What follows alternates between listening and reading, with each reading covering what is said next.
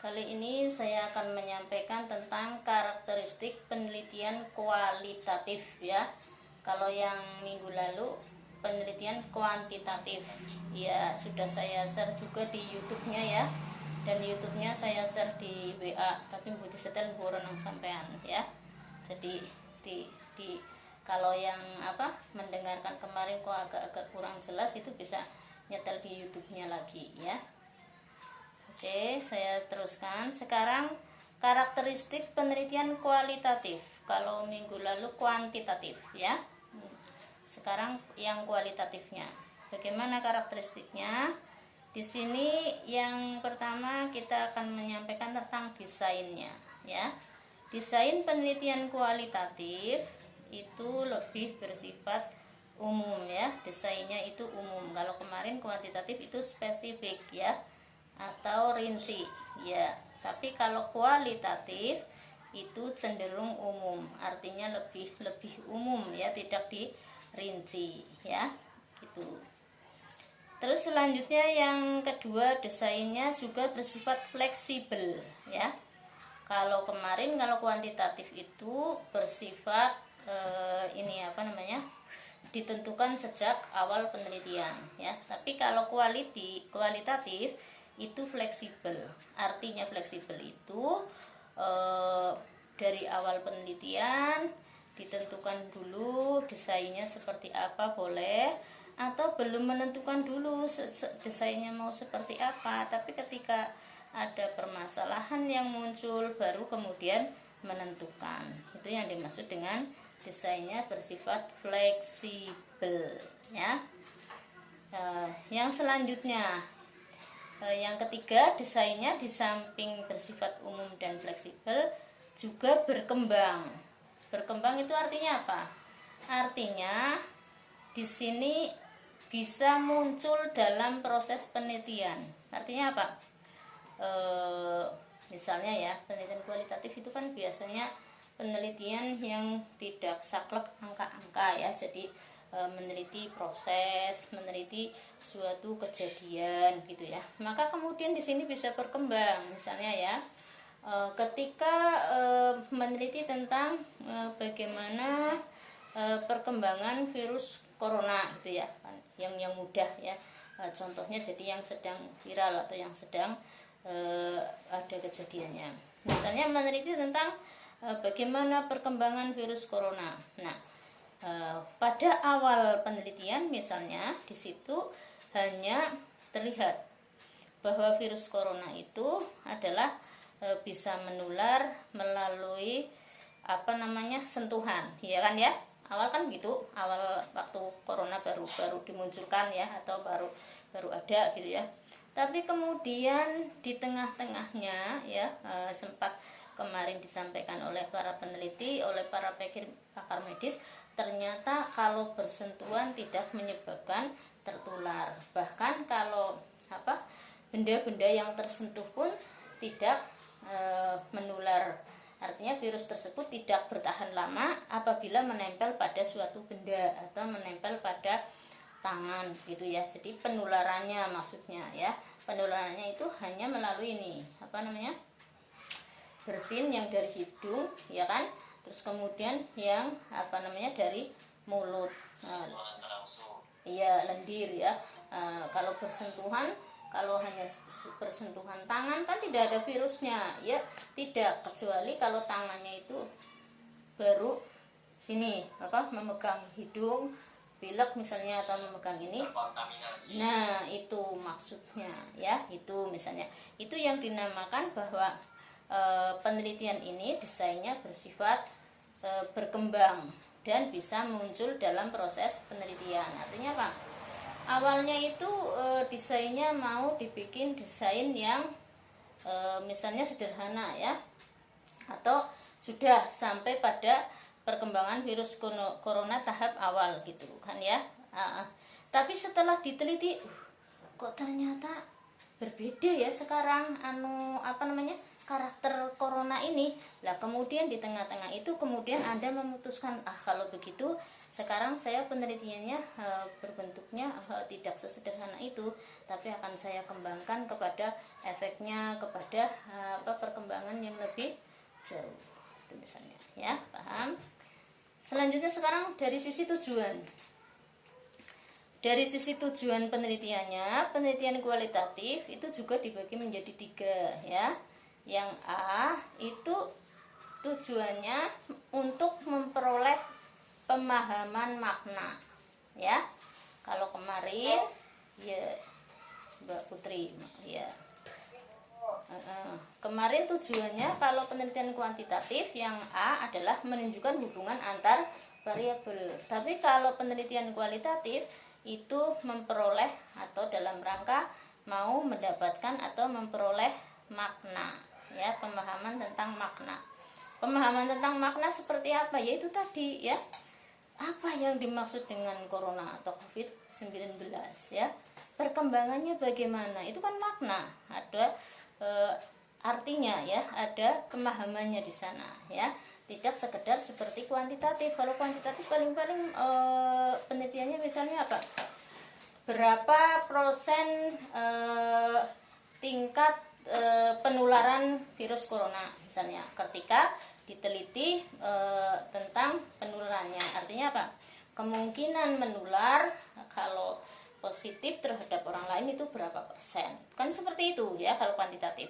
Tapi kalau kualitatif tidak hanya seperti itu, tapi di sini juga bisa memahami tentang bagaimana proses penularannya, terus kemudian perkembangannya seperti apa, itu, ya. Itu yang dimaksud dengan untuk memperoleh pemahaman makna. Selanjutnya yang B. Tujuan dari penelitian kualitatif yang B adalah untuk menemukan teori. Ya, ini yang kemarin saya bilang. Kalau kuantitatif yang kemarin, ya, tidak menemukan teori, ya. Kenapa? Biasanya membuktikan teori. Jadi teori yang sudah ada dibuktikan melalui penelitian lagi. Itu penelitian kuantitatif. Misalnya apa? Ya, misalnya itu teori kemarin yang saya contohkan adalah saya temukan teori bahwa mahasiswa fakultas dakwah, kemarin fakultas dakwah, ya, sekarang sudah beda fakultas, baru seminggu sudah lain. Jadi sekarang Anda itu adalah fakultas keagamaan Islam dan Anda bukan mahasiswa IAIG tapi mahasiswa UNUGA, ya. Jadi mulai sekarang Anda itu mahasiswa UNUGA fakultas keagamaan Islam. Nah, prodinya masih KPI, ya. Nah, ini kemarin disimpulkan bahwa fakultas dakwah itu kalau sudah semester 5, ya, mulai semester 5 itu sudah malas kuliah, kan gitu, ya. Kuliah tatap muka kan dulu itu, ya. Nah, kemudian setelah diadakan penelitian hanya membuktikan teori itu. Apakah teori bahwa teori yang kita yakini bahwa semester 5 itu sudah malas kuliah benar apa tidak? Gitu penelitian kuantitatif membuktikan itu, kan itu, ya. Tapi kalau penelitian kualitatif bukan itu, tapi di sini menemukan teori, yaitu apa? Meneliti bagaimana tingkat keaktifan mahasiswa Fakultas Keagamaan Islam UNUGA Cilacap prodi KPI misalnya. Nah, sekarang Anda sudah begitu, ya, contohnya itu, gitu, ya. Nah, kemudian di situ diteliti sungguh-sungguh siapa yang aktif, siapa yang tidak, alasan ketidakaktifannya apa, terus alasan keaktifannya apa, kendalanya apa, dan sebagainya sampai detil. Kemudian ditemukanlah suatu teori. Teorinya apa? Ternyata tidak semua mahasiswa Fakultas Keagamaan Islam UNUGA ke prodi KPI tidak aktif ketika sudah semester 5, gitu, ya. Itu namanya menemukan teori. Jadi ada teori baru, itulah, ya, yang ditemukan ketika penelitian sudah selesai, gitu, ya. Oke, saya lanjutkan. Kemudian tujuan penelitian kualitatif juga bisa yang saya mengantarkan realitas yang kompleks, ya. Maksudnya apa? Maksudnya di sini adalah kadang-kadang penelitian kualitatif itu menemukan suatu realitas yang kompleks. Ya tadi seperti saya contohkan tentang virus corona misalnya ya. Virus corona itu ternyata setelah diadakan penelitian tidak sesederhana itu, tapi sangat kompleks, yaitu dari segi perkembangan, masa inkubasi, terus kemudian penularan, terus kemudian antisipasi, kemudian vaksinasi dan seterusnya. Jadi menemukan masalah yang kompleks gitu ya. Bisa juga tujuan penelitian kualitatif itu dalam rangka untuk menemukan tadi realitas yang kompleks. Realitas yang saya sampaikan tadi kan kompleks ya, macam-macam gitu misalnya. Saya lanjutkan. Sekarang teknik penelitiannya.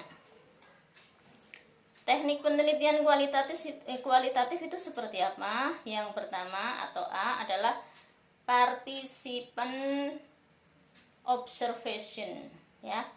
Maksudnya apa? Kalau kemarin kan kalau kuantitatif itu eksperimen ya atau survei. Nah, kalau di kualitatif adalah participant observation ya. Maksudnya apa? Maksudnya sang peneliti ini sebagai partisipan ketika sedang observasi. Jadi, kalau di dalam penelitian kuantitatif kemarin yang observasi, yang wawancara atau penelitinya itu sama sekali tidak ada hubungannya dengan penelitiannya. Artinya bukan termasuk anggota yang diteliti ya, hanya murni betul-betul cuma meneliti ya. Pak Pepe ini ikut ya, enggak apa-apa, baru semester 1 ya ikut penelitian ini. Ini lagi live semester 5 yang metode penelitian ya, tapi enggak apa-apa kalau mau ikut kalau memang ada waktu ya. Ilmu kan boleh diikuti siapa saja ya. Oke, saya teruskan. Jadi di sini bahwa kalau penelitian kuantitatif tadi sebagai peneliti itu tidak ikut di dalam penelitian tersebut. Jadi wilayahnya di luar penelitian ya, tidak ikut diteliti. Tetapi kalau pada penelitian kualitatif, peneliti itu ikut ya, ikut masuk ke dalam penelitian itu. Terutama di sini adalah pemikirannya, ikut masuk ke dalam penelitian itu. Seperti tadi misalnya, ketika ada perkembangan bagaimana masa inkubasi virus corona gitu ya misalnya. Nah, itu di situ peneliti itu betul-betul di sini mikir, menganalisa dan memperhatikan, observasi dilihat dari awal sampai akhir. Bagaimana perkembangannya virusnya, terus sejauh mana, terus kemudian sampai berapa keaktifannya dan sebagainya. Itu ya. Tetapi kalau penelitian kuantitatif tidak seperti itu. Ya sesuai data yang ada saja gitu ya, tidak masuk ya penelitian. Oke, saya lanjutkan.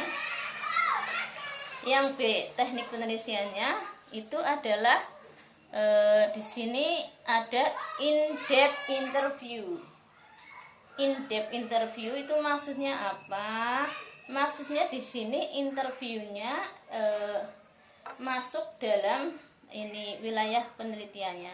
Artinya itu interviewnya betul-betul bisa mengikuti gitu ya, apa ya namanya istilahnya mengalir ya di situ. Jadi misalnya ada masalah tentang corona, perkembangannya tadi seperti apa, kemudian seiring penelitian tersebut ternyata kemudian dipahami juga di situ nanti ada vaksinasinya begini karena karakter virusnya seperti ini. Itu yang namanya in-depth interview. Interviewnya ternyata masuk terus semakin ke dalam terus semakin mengkerucut dan sebagainya ya.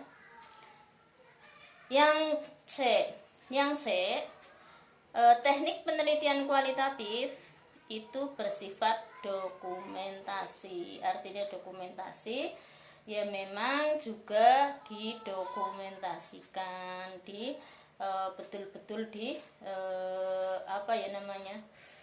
disimpan dalam arti bukan disimpan di lemari atau di buku, itu tidak. Tapi apa yang kita interview tadi ya, kita betul-betul perhatikan, kita betul-betul catat, kita betul-betul simpan, karena itu nanti mau dianalisa oleh kita. Itu seperti itu ya maksudnya. Oke, saya lanjutkan. Sekarang metode penelitian kualitatif ya. Kalau kemarin kuantitatif sudah ya, dengan atau instrumen, bukan metode. Kalau ini metode kan apa namanya, secara keseluruhan ya, instrumen. Sekarang instrumen metode penelitian kualitatif. Kalau kemarin kan instrumen penelitian kuantitatif. Sekarang instrumen penelitian kualitatif seperti apa? Yang A, peneliti sebagai instrumen ya, atau yang disebut dengan human instrument ya. Jadi penelitinya sendiri, kita ketika melakukan suatu penelitian kualitatif, kita itu juga menjadi instrumennya ya. Artinya misalnya kok tidak dicatat dulu, nggak apa-apa, langsung alami. Misalnya tanya, bagaimana Pak menurut Anda misalnya tentang apa namanya, tingkat kekhawatiran masyarakat terhadap apa namanya, penularan COVID-19 gitu ya. Itu benar-benar ditanyakan, Bapak menurut Anda itu apakah corona itu sangat mudah tertular gitu. Nah, terus sana enggak.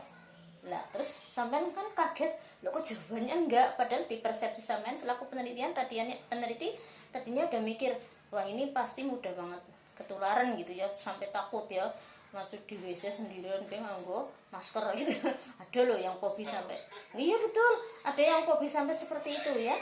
Malah termasuk saudara saya itu, maksudnya saudara dekat kakak ipar ya, karena takut terlalu banyak mendapat masukan tentang bahayanya virus corona, di dalam rumah itu pakai masker terus begini. Ya Allah, tidur katanya pakai masker, saya nggak tahu ya, ini saya nggak tahu tidurnya kan gitu.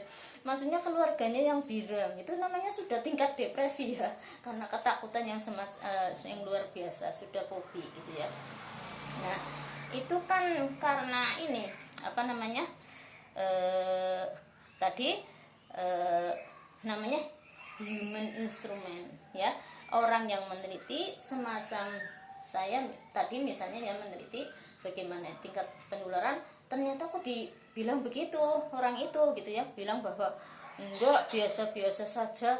Lah buktinya apa Pak? Kan jadi saya penasaran, jadi saya tanya, loh kok biasa-biasa saja Pak, gimana sih, kan bahaya itu Pak. Terus dia bilang, punya argumen, enggak, di sini hajatan rame ribuan orang juga pada waras-waras, di swab ya pada biasa aja, terus di pasar juga enggak, di sini aman, enggak ada kok penularan seperti itu.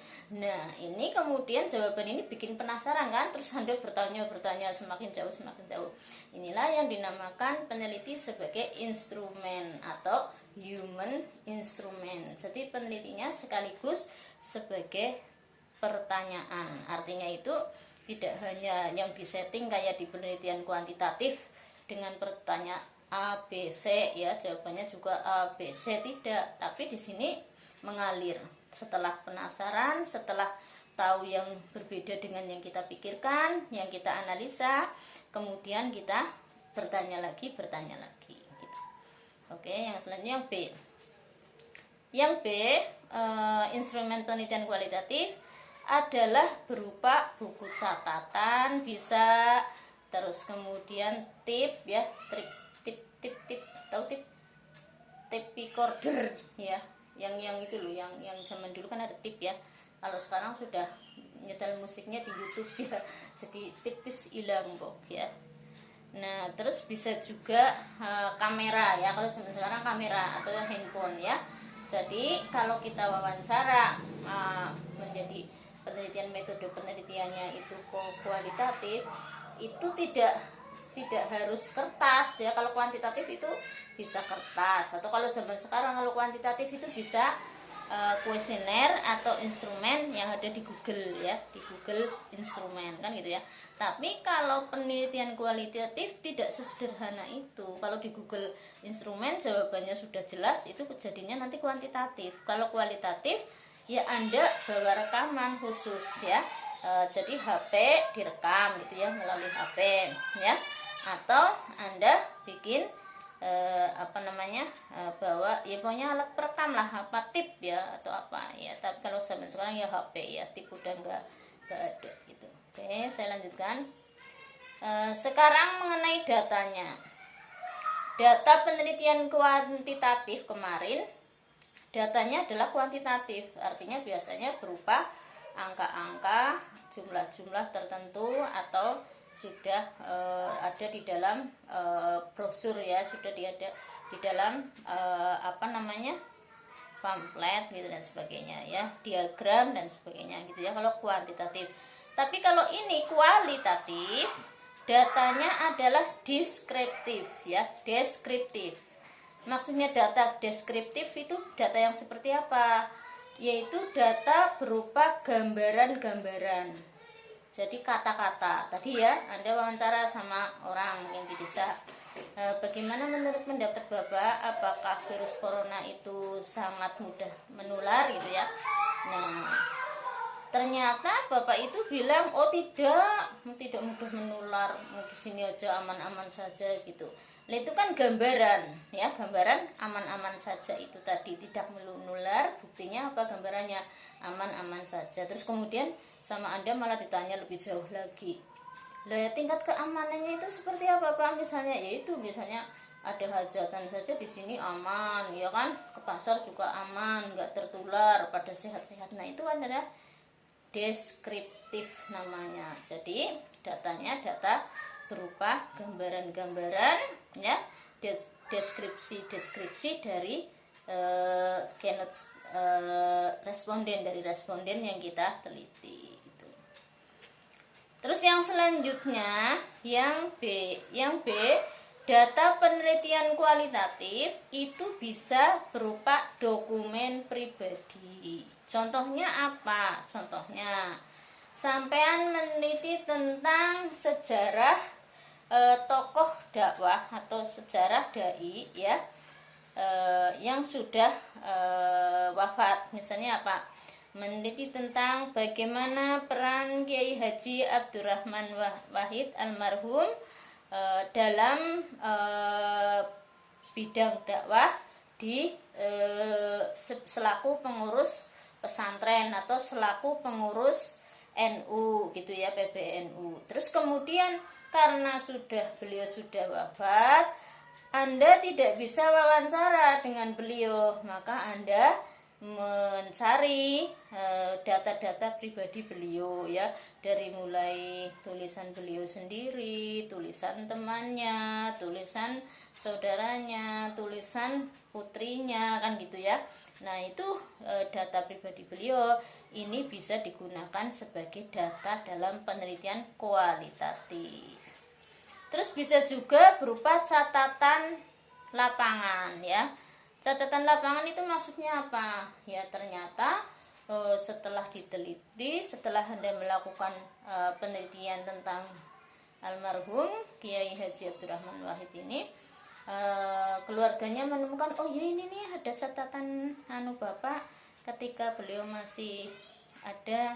Nah catatannya ternyata di situ ditulis ketika berkunjung ke Malaysia ya, ketika menjadi misalnya ketua PBNU rapat di mana, itu namanya catatan lapangan. Dalam arti ketika beliau berada dalam wilayah tertentu kemudian dicatat oleh beliau, lah kita gunakan sebagai data penelitian kualitatif, itu bisa ya. Terus bisa juga berupa ucapan responden tadi yang sudah saya gambarkan ya. Datanya adalah dari wawancara. Ketika wawancara responden ngomong apa, Anda tulis atau Anda rekam gitu ya, jawabannya seperti apa. Terus bisa juga dokumen dan lain-lain. Dokumen yaitu tadi ya, punya dokumen-dokumen tertentu yang di situ terkait dengan yang kita teliti. Nah itu namanya dokumen. Yang selanjutnya sampel penelitian kualitatif ya. Kalau sampel penelitian kuantitatif kemarin sudah kita sampaikan besar ya, sampelnya besar, terus